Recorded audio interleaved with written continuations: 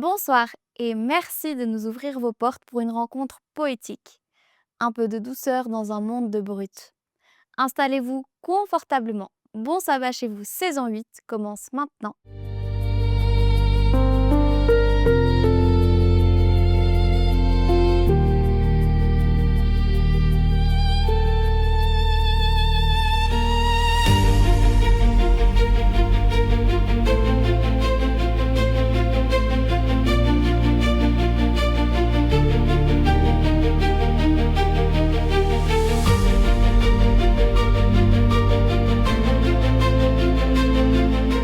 Bienvenue à vous tous qui nous suivez d'un peu partout dans le monde.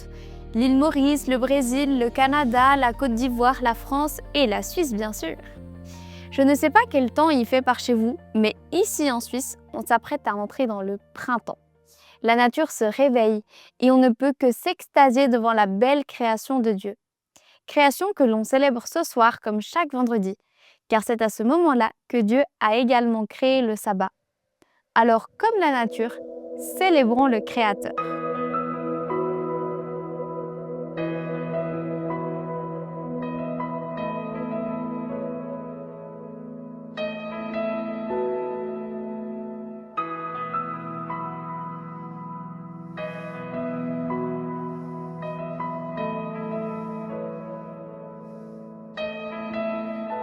Je ne peux m'imaginer ce que ce sera quand je marcherai juste à tes côtés.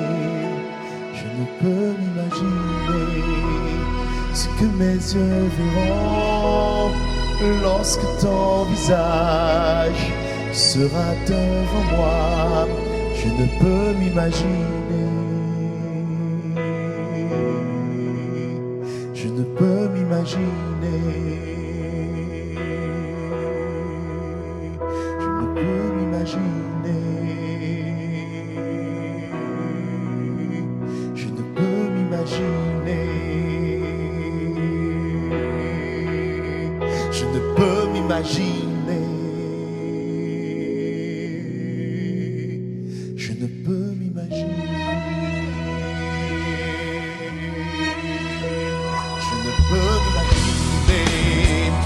Le jour où tu viendras pour me retrouver debout devant toi, je ne peux m'imaginer.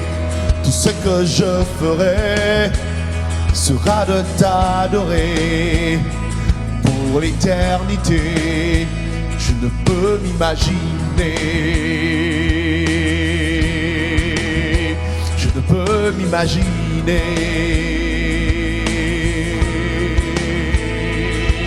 Entouré par ta grandeur, mon cœur va-t-il frémir? Danserai-je pour toi, mon Jésus? Serais-je saisi par la peur? Devant toi resterai-je debout? Vais-je tomber sur mes genoux? Chanterai-je Alléluia? Est-ce que je pourrais te parler? Entouré par ta grandeur, mon cœur va-t-il frémir? Danserai-je Alléluia? Est-ce que je pourrais te parler? Devant toi resterai-je debout? Vais-je tomber sur mes genoux? Chanterai-je Alléluia?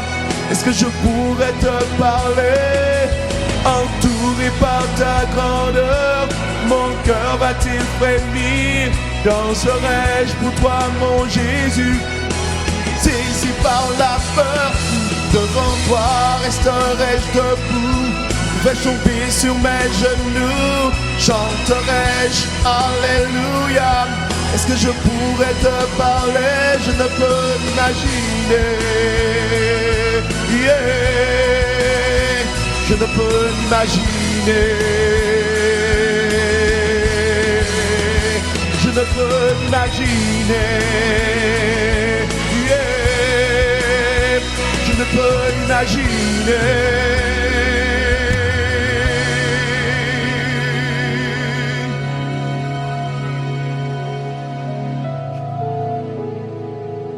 Ce que ce sera quand je marcherai juste à tes côtés. Je ne peux m'imaginer. Je ne peux m'imaginer. Voilà 7 mois maintenant que nous explorons ensemble chaque semaine les psaumes bibliques. À travers eux, nous avons été confrontés aux joies, aux peines, aux questionnements des psalmistes. Et très souvent, cela nous a ramenés à nos propres bonheurs, nos propres douleurs, nos propres interrogations. C'est la beauté et la richesse de la Bible de manière générale et des psaumes en particulier. Son contenu est toujours d'actualité et nous est encore utile à nous aujourd'hui. Ce soir, cela ne sera pas différent.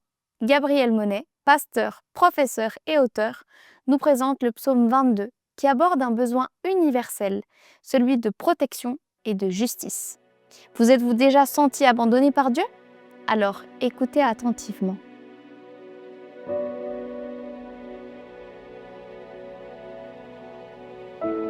Au cœur de la passion, un cri retentit, déchirant, bouleversant. Mon Dieu, pourquoi m'as-tu abandonné? C'est une des 7 dernières paroles du Christ, comme on aime à les appeler, mais probablement celle qui est la plus touchante, la plus dérangeante, et qui nous interpelle tous. Jésus, sur la croix, a-t-il été abandonné par son Père, par Dieu? C'est ce que semble dire cette phrase, dite par Jésus, alors qu'il souffrait sur la croix.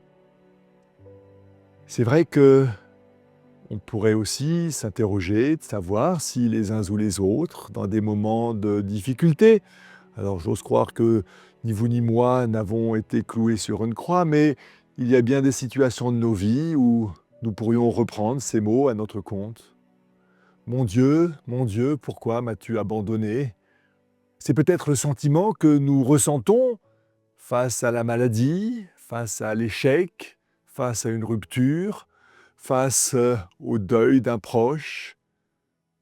Et quelles que soient les situations auxquelles les uns ou les autres nous pouvons penser, mon Dieu, pourquoi m'as-tu abandonné? Est l'expression d'un vide, d'un manque. Et en même temps, un cri qui s'adresse à Dieu, comme s'il y avait cet espoir qu'il y ait autre chose que le silence absolu, ou en tout cas que le silence désintéressé. En effet, une question fondamentale se pose avec cette formule. Comment Dieu se manifeste-t-il? Où est Dieu lorsque nous souffrons, lorsque nous avons ce sentiment d'abandon? Sommes-nous vraiment abandonnés par Dieu?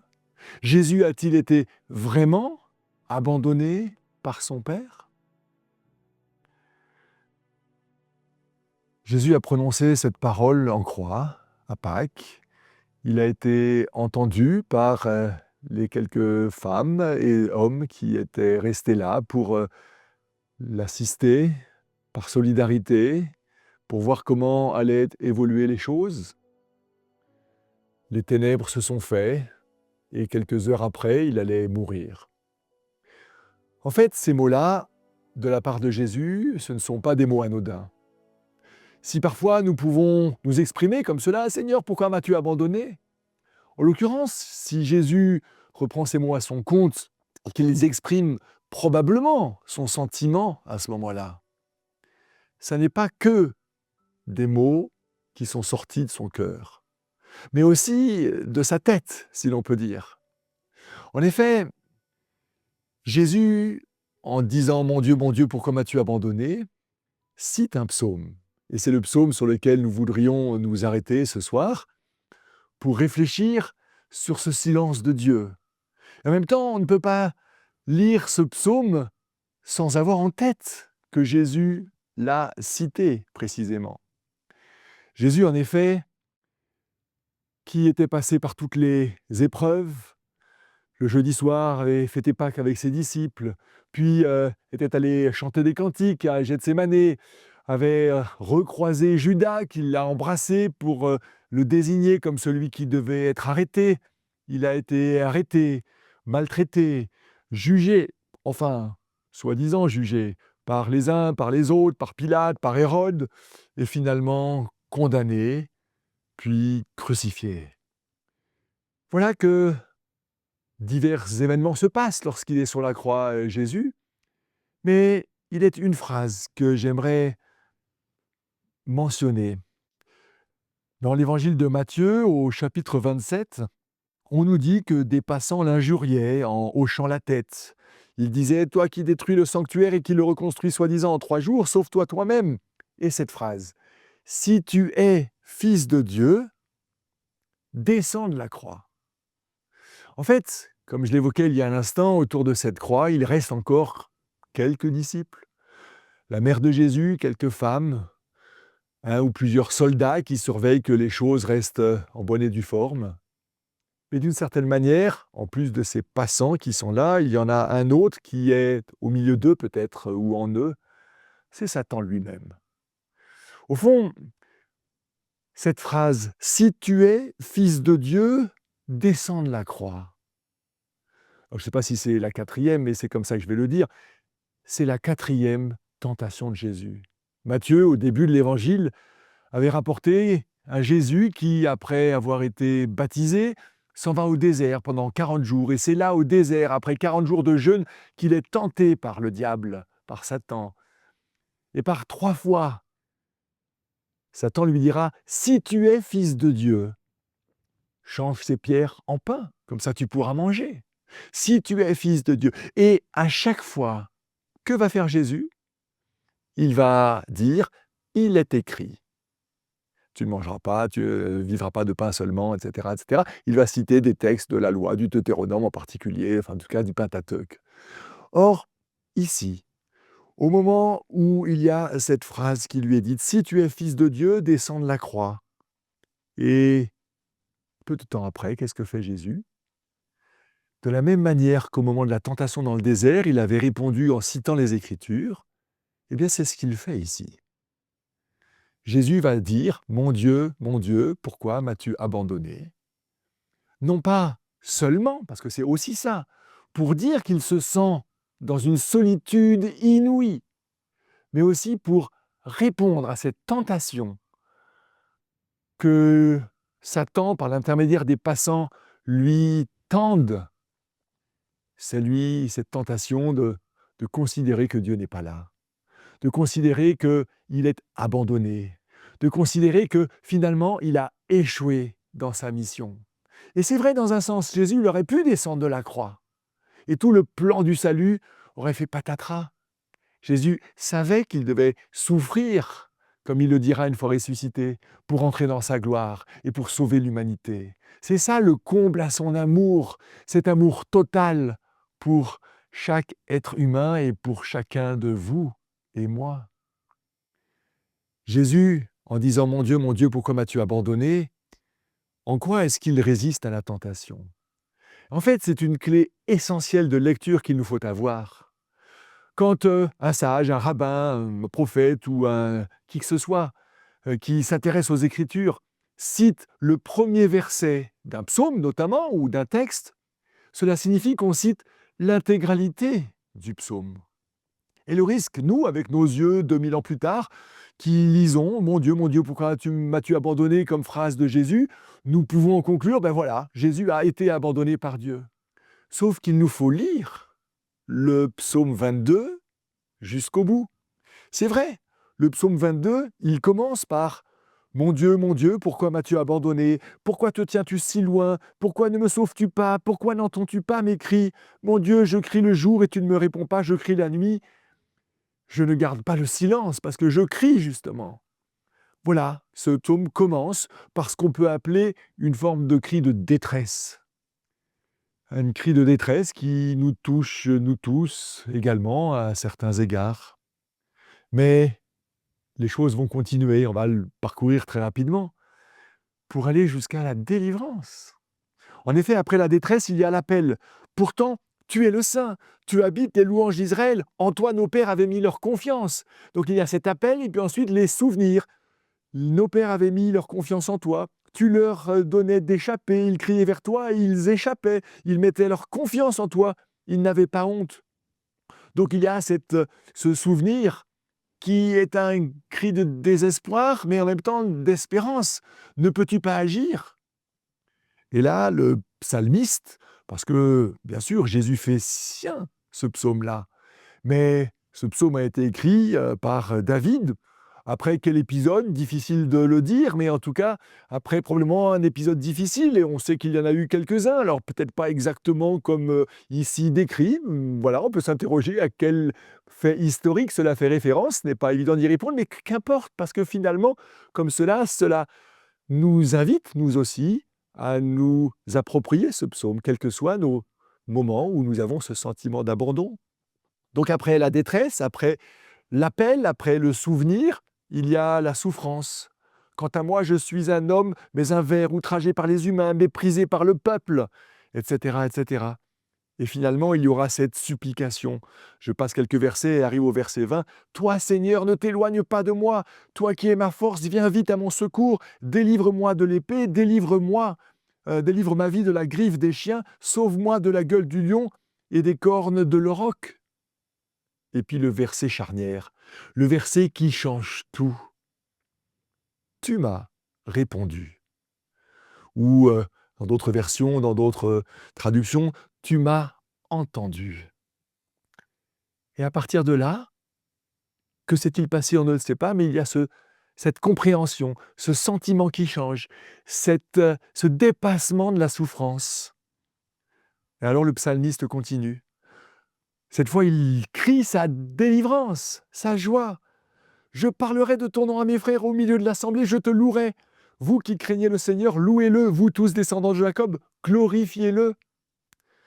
C'est de toi que me viennent les louanges, etc., etc. » Dans ce passage, dans la fin de ce psaume, il y a la joie de la délivrance, il y a l'expression de la louange, et il y a cette proclamation universelle. Non, Dieu n'abandonne pas ceux qui souffrent. Il est là. Il n'empêche peut-être pas complètement la souffrance, on y reviendra, mais dans nos souffrances, il est là. Et à un moment donné, non seulement il nous entend, mais il nous répond, il nous apporte une certaine sérénité. Il y a quelque chose d'extraordinaire dans ce psaume, c'est étonnant. Les évangélistes ont bien compris que autour de ce psaume, qui avait donc été écrit par David à un moment X, par rapport à un sentiment de souffrance qu'il avait, contenait finalement, de manière surprenante, presque prophétique, pourrait-on dire. Certains, et je suis de ceux-là, je crois, voient dans ce psaume un psaume prophétique qui annonçait ce qui allait se vivre pour Christ sur la croix. Il y a un nombre de références à des choses que le Christ a vécues qui sont étonnantes. Permettez-moi de parcourir rapidement avec vous l'ensemble de ces correspondances. Il y a bien sûr cette première phrase « Mon Dieu, pourquoi m'as-tu abandonné ?» qui est citée littéralement par les évangélistes que Jésus a dite sur la croix, en tout cas par Matthieu et par Marc. Les autres évangélistes, Luc et Jean, retiennent d'autres phrases dans ces 7 dernières paroles du Christ qui sont très intéressantes, mais on reste focalisé sur le psaume, alors je n'entre pas là-dedans. Dans les versets 2 et 3, il y a une impression d'abandon de la part de Jésus. Et Luc va le mentionner, d'ailleurs lors de l'épître aux Hébreux également. Jésus pris dans l'angoisse de Gethsémanée, il porte cette détresse humaine. Ensuite, dans les versets 6 à 8, quand il dit « Je suis un ver et non un homme, objet de raillerie », il secoue la tête. Eh bien, les évangélistes disent « Les passants hochaient la tête ». Pourquoi préciser cela? Manifestement pour se référer au psaume 22 qui annonçait les choses. Signe de mépris comme annoncé. Au verset 8 et 9, le psaume dit « Qu'il se confie en l'Éternel, que Dieu le délivre ». Ce sont exactement les mots que les chefs des prêtres reprennent dans ce verset pour se moquer de Jésus. Il est question d'être encerclé par des taureaux et par des lions. C'est une image poétique que Matthieu et Luc reprennent pour montrer l'hostilité qui entourait Jésus de la part de l'armée, des soldats, des chefs, des passants, etc., etc. Il va aussi évoquer son corps brisé, sa force desséchée, un cœur qui fond. Oui, Jésus a vécu, exprimé, les évangélistes le rapportent, une extrême faiblesse. Sous le poids de la croix, il dira même « j'ai soif ». Il peut compter tous ses os. Il dira, le psaume, que ses os se disloquent, mais qu'il peut compter tous ses os. Or, il y a une correspondance très intéressante dans les récits des évangéliques, que les clous ont transpercé ses pieds et ses mains, bien sûr, mais souvent, quand le supplice des crucifiés durait, qu'est-ce qu'on faisait? On leur brisait les os. Parce que du coup, ils ne pouvaient plus se retenir en s'appuyant sur leurs pieds de la croix parce que les os brisés leur faisaient trop mal. Du coup, finalement, ça semblait voilà, plutôt négatif, mais finalement, c'était dans ce malheur plutôt positif parce que cela abrégeait les souffrances. La mort du Christ est advenue tellement rapidement, finalement, ce qui a d'ailleurs surpris les responsables, mais c'est devenu, alors ça a quand même été un supplice de plusieurs heures, hein, mais elle est devenue si rapidement qu'il n'y a pas eu besoin de lui briser les os, ce qui avait été annoncé par le psaume. Il se partage mes vêtements et tire au sort ma tunique, dit le verset 19 du psaume. Eh bien, il y a un accomplissement littéral de cela. Les soldats tirent au sort la tunique de Jésus dans Matthieu 27, 35, dans Jean 19, 23, 24. Il y a un appel à l'aide au milieu de la souffrance. Jésus qui remet son esprit au moment de mourir correspond bien à ce que le psaume annonçait. Mais finalement, toute la fin aussi de ce psaume, « Je publierai ton nom », eh bien, c'est la reprise de ce psaume par les évangélistes et par le Nouveau Testament pour attester de ce que le Christ a accompli. Les nations se tourneront vers Dieu, proclamation universelle. C'est ce que l'évangéliste Matthieu fera pour conclure son évangile. Alors oui, ce psaume est extraordinaire dans le sens où il exprime à l'avance exactement ce que le Christ allait vivre. Peut-être pouvons-nous, nous aussi, nous retrouver dans différentes situations où nous ressentons les mêmes choses qui ont été exprimées dans ce psaume. Alors il est bon de savoir que le Christ lui-même est passé par là. Et qu'à notre tour, nous pouvons nous tourner vers Dieu pour crier vers lui dire toute notre détresse, toute notre souffrance, tous ces sentiments d'abandon. Lorsqu'on crie à Dieu, quand bien même on serait presque à lui dire toute notre colère, notre désarroi, notre incompréhension, ce n'est pas s'éloigner de Dieu, c'est toujours être en relation avec lui. Et il nous accueille dans ce sens-là. La question reste posée. Dieu reste-t-il silencieux? Peut-être. Parfois, nous avons l'impression que Dieu demeure en silence. Mais permettez-moi d'arriver à une conclusion dans notre réflexion autour de ce psaume qui exprime ce sentiment d'abandon, mais qui finit bien en faisant le parallèle avec un épisode qui est raconté par Elie Wiesel, qui était né en Transylvanie, qui est aujourd'hui la Roumanie, puis qui finalement, en tant que juif, a été déporté à Auschwitz et Buchenwald, puis finalement aura émigré aux États-Unis pour devenir un écrivain célèbre. Mais un des premiers livres qu'il a écrit s'appelle « Nuit ». Il écrira ensuite « Aube » et « Jour », des petits livres qui parlent de son parcours, de son évolution, de ses dépassements, de sa souffrance. Il a perdu toute sa famille dans les camps de concentration, seul survivant. Et dans « Nuit », il raconte les ténèbres de ce qu'il a vécu là, dans les camps de concentration. Et il y a un épisode très marquant, que je ne vais pas lire, mais que je vais vous raconter en quelques instants. En fait, dans les camps de concentration, lorsque quelqu'un trahissait les règles, eh bien, on en faisait un exemple, pour s'assurer que tous les autres prisonniers des camps ne fassent pas la même chose. Et ce jour-là, 3 prisonniers, qui mouraient de faim, avaient volé quelques bouts de pain. Alors, on les a pendus. Mais on ne les pendait pas simplement comme ça, dans un coin du camp.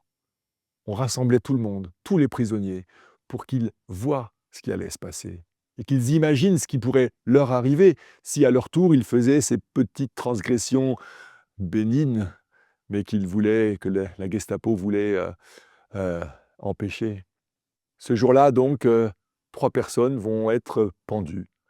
2 adultes et un enfant. Elie Wiesel parle du petit Pipel, aux yeux tristes, c'est comme ça qu'il le décrit. Il faut se rappeler que ces hommes et ces enfants étaient décharnés, ne mangeant presque rien.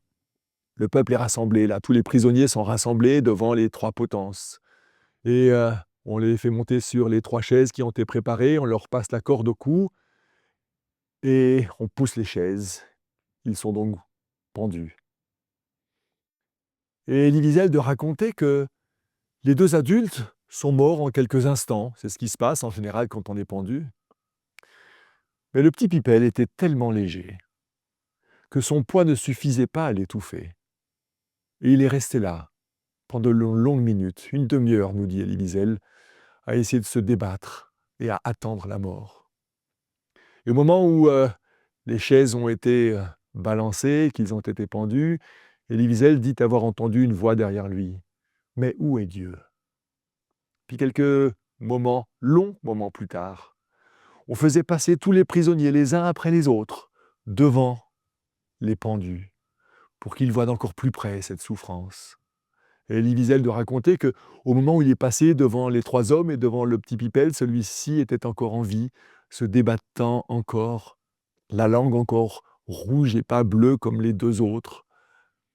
Et il a entendu un homme de 3 places derrière lui dire « Mais où est Dieu ?» Pour Elie Wiesel, cette question-là l'a hanté pendant des jours, des semaines, des mois. Et il dit que le sentiment qu'il avait, l'envie de répondre qui lui est venue, c'est la suivante. Dieu est là. Dieu est là, pendu à cette potence. Alors, une lecture de cela peut amener le doute. Dieu n'est plus là, il est pendu. Certains diront Dieu est mort, Dieu est absent. Mais une autre lecture que Elie Wiesel voulait faire advenir, même si il a eu ces moments de tension, de doute, que si Dieu parfois reste silencieux, c'est qu'il pleure avec nous, c'est qu'il souffre avec nous, c'est qu'il est humilié avec nous, c'est qu'il est pendu avec le petit Pipel. Et Dieu, si Jésus a le sentiment qu'il est abandonné, parce que c'est malgré l'espérance de la fin du psaume qu'il cite, c'est un sentiment qu'il a dû avoir, portant le poids du péché de l'humanité sur ses épaules, eh bien, je crois que l'on peut dire, avec Elie Wiesel, et avec l'enseignement global de la Bible, que oui, Dieu était sur la croix lui-même. Et que bien souvent, le silence de Dieu est tout sauf un silence d'indifférence ou d'absence, mais que Dieu est là pour habiter notre souffrance, habiter nos sentiments d'abandon, habiter nos moments de désespérance, parce qu'il nous a précédés dans ce désarroi-là. Alors, ayons confiance que comme ce verset clé, 22-22, pas difficile de s'en souvenir, « Tu m'as répondu, tu m'as entendu », dira le psalmiste. Et je n'ai pas de doute que Jésus sur la croix, dans les minutes qui ont suivi cette phrase unique, « Mon Dieu, pourquoi m'as-tu abandonné ?» il a aussi probablement récité l'intégralité de ce psaume qu'il connaissait par cœur. Et que peut-être il s'est focalisé sur ce moment charnière. « Tu m'as entendu, tu es là, tu es avec moi, je ne suis pas seul. » Alors mes amis, ayons cette conviction, alors que Pâques se profile et que nous allons réfléchir au sens de la croix, ayons cette conviction, quels que soient les hauts ou les bas que nous traversons, que si nous faisons appel à lui, si nous nous tournons vers Dieu, eh bien, assurément, quand bien même parfois nous aurions un sentiment d'absence, Dieu est là, il nous entend, il nous répond, il nous aime. Amen. Il a tout quitté, de vastes mers de verre pour un désert.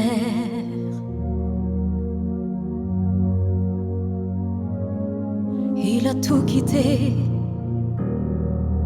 le trône de l'Éternel pour Emmanuel.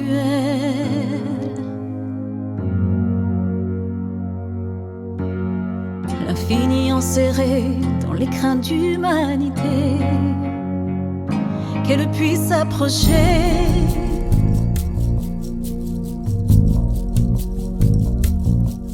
Il a tout quitté pour que de la poussière jaillisse la lumière, que tombent les frontières entre ciel et terre, qu'au son des prières se fendent les mers, que tombent les fers de toutes les guerres, que d'un cœur désert s'écoule une rivière.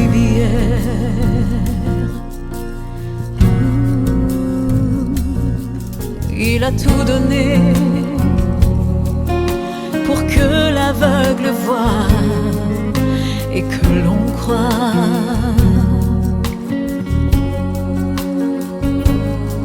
Il a tout donné pour que le sourd entende, que nos cœurs se rendent,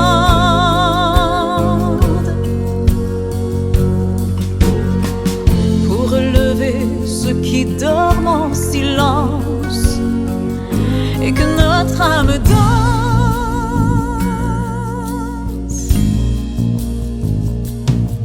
Dieu a tout donné,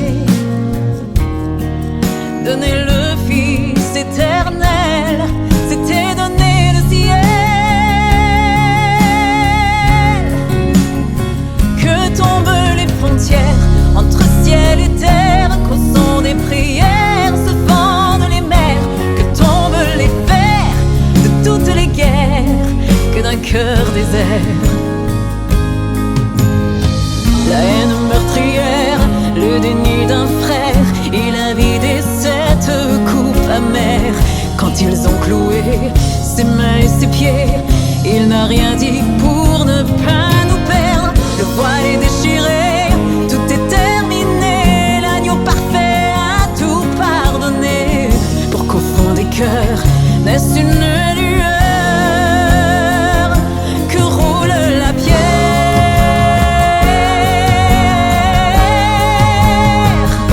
que roule la pierre,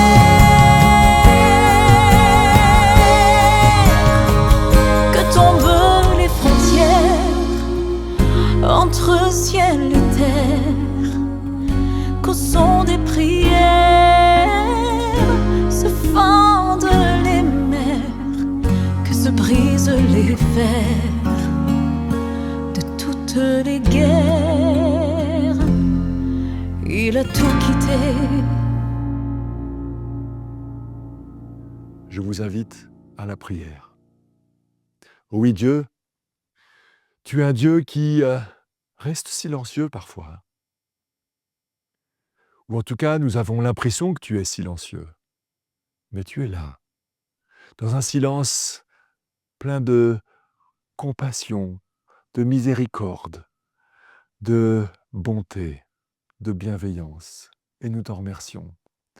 Alors, Seigneur, pour tous ceux qui débutent ce sabbat en réfléchissant sur ce psaume 22 et la manière dont le Christ sur la croix se l'est approprié, eh bien, à notre tour, nous voulons nous tourner vers toi et je veux te prier d'une manière toute spéciale ce soir pour tous ceux qui passent par des difficultés, par ces sentiments d'abandon, ceux qui se sentent seuls dans la maladie, dans la solitude. Seigneur, manifeste ta présence, peut-être pas dans les éclats, dans le tonnerre, les tremblements de terre ou dans le feu, mais par ton murmure doux et léger qui nous dit « Je suis là, je t'aime ». Amen. Nous remercions Gabriel Monet pour son intervention pleine de sens et d'espoir. Toute l'équipe vous remercie également pour votre présence aujourd'hui et chaque semaine. C'est un vrai encouragement pour l'équipe qui prépare cette émission et qui rencontre des défis de tout ordre. Si vous souhaitez encore plus soutenir Espoir Média, une des manières est de faire un don, ce qui nous permet de multiplier nos actions et diversifier nos émissions. Comme par exemple la semaine de Pâques que nous nous apprêtons à vivre. La semaine prochaine, et notamment les 2 prochains vendredis, Espoir Média vous invite à 2 rencontres spéciales avec Daniela Gelbrich. Nous vous attendons nombreux pour ce double événement, le sabbat et Pâques. Même heure, même chaîne. 19h30 sur notre chaîne YouTube Espoir Média. D'ici là, comme d'habitude, je vous souhaite sincèrement un très bon sabbat chez vous.